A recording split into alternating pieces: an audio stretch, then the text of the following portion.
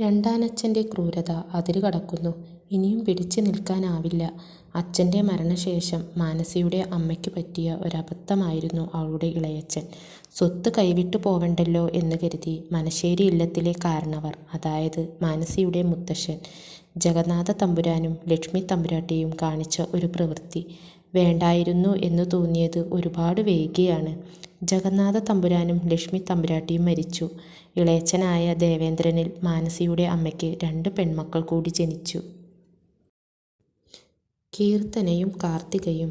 ദേവേന്ദ്രൻ്റെ ഏട്ടൻ, അതായത് മാനസിയുടെ അച്ഛൻ ജയേന്ദ്രൻ നാട്ടുപ്രമാണി, നല്ല മനുഷ്യനായിരുന്നു.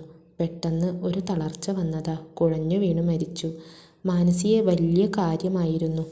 മാനസി ഉണ്ടായതിനു ശേഷമാണ് ജയേന്ദ്രൻ നാട്ടുപ്രമാണിയായതും സ്വത്തെല്ലാം കൈവന്നതും എന്ന വിശ്വാസവുമാണ്. അവൾക്ക് 7 വയസ്സായപ്പോഴാണ് അദ്ദേഹം മരിച്ചത്. ജയേന്ദ്രൻ മാനസി ഉണ്ടായതിനു ശേഷം തനിക്ക് കിട്ടിയ സ്വത്തുക്കളെല്ലാം മകളുടെ പേരിൽ എഴുതി വെച്ചു. ഇതൊന്നും ദേവേന്ദ്രന് ഇഷ്ടമില്ലായിരുന്നു. ഏട്ടൻ്റെ മരണശേഷം ഏടത്തിയെ തൻ്റെ വരുതിയിലാക്കി സ്വത്തുക്കളെല്ലാം കൈപ്പറ്റാമെന്ന് കരുതിയാണ് ദേവേന്ദ്രൻ മാനസിയുടെ അമ്മയെ വിവാഹം കഴിച്ചത്. പക്ഷേ മാനസിക്ക് 18 വയസ്സാവാതെ അവളുടെ പേരിലുള്ള സ്വത്തുക്കളൊന്നും തനിക്ക് ഒന്നും ചെയ്യാൻ കഴിയില്ല എന്ന് ദേവേന്ദ്രന് മനസ്സിലായി. ദേവേന്ദ്രൻ്റെ അമിത മദ്യപാനവും ദേഹോപദ്രവവും മാനസികയുടെ അമ്മയെ സഹിക്കവയ്യാതെയാക്കി. മാനസിയുടെ ജാതകദോഷമാണ് തൻ്റെ മകൻ ജയേന്ദ്രൻ പെട്ടെന്ന് മരിച്ചു എന്ന ഒരു വിശ്വാസം ജഗന്നാഥ തമ്പുരാനിലും ലക്ഷ്മി തമ്പുരാട്ടിയിലും ഉണ്ടായിരുന്നു. മകൻ്റെ മരണശേഷം അവരും മാനസിയെ ഉപദ്രവിച്ചു. അന്ന് മാനസിക്ക് 18 വയസ്സ് തികയുന്ന പിറന്നാൾ ആഘോഷമായിരുന്നു. മാനസിയെ കൊല്ലാനായിരുന്നു ദേവേന്ദ്രൻ്റെ പ്ലാൻ. മകളുടെ മരണം മുൻകൂട്ടി അറിഞ്ഞ അമ്മ മകളോട് കാര്യങ്ങളെല്ലാം മുൻകൂട്ടി പറഞ്ഞു.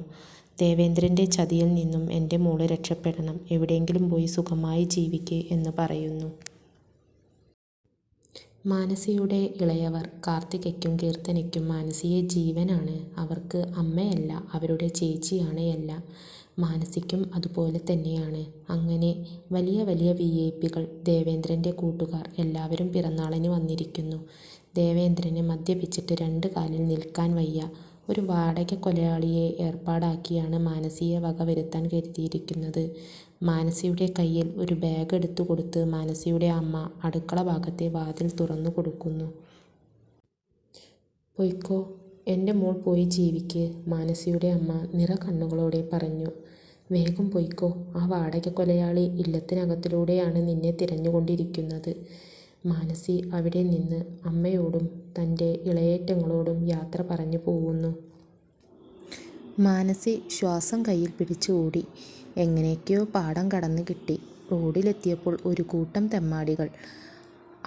അവർ തന്നെ കണ്ടു എന്ന് മനസ്സിലാക്കിയപ്പോൾ വീണ്ടും ഓടി. ആ തെമ്മാടിക്കൂട്ടം അവളെ പിന്തുടർന്നു.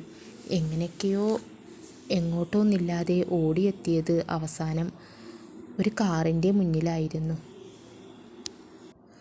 കാറ് തട്ടിയതോടെ അവൾക്ക് അപകടം പറ്റുന്നു.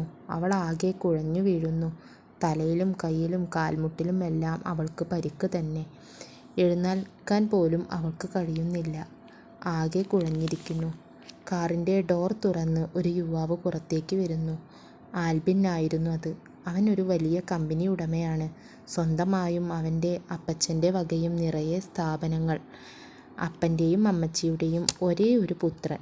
ആൽബിൻ റോയ് എന്നാണ് അവൻ്റെ പേര്. ആൽബിൻ മാനസിയുടെ അടുത്ത് വന്ന് കമിഴ്ന്ന് കിടക്കുന്ന അവളെ മലർത്തിക്കിടത്തി. ഏയ് കുട്ടി, എഴുന്നേൽക്ക്." തെമ്മാടികൾ അവനെ കണ്ടതും ഓടിപ്പോകുന്നു. ആൽബിൻ അവളെ വാരി തൻ്റെ കയ്യിലെടുത്തു ഏതാനും നിമിഷങ്ങൾക്കകം ഹോസ്പിറ്റലിൽ എത്തിക്കുന്നു.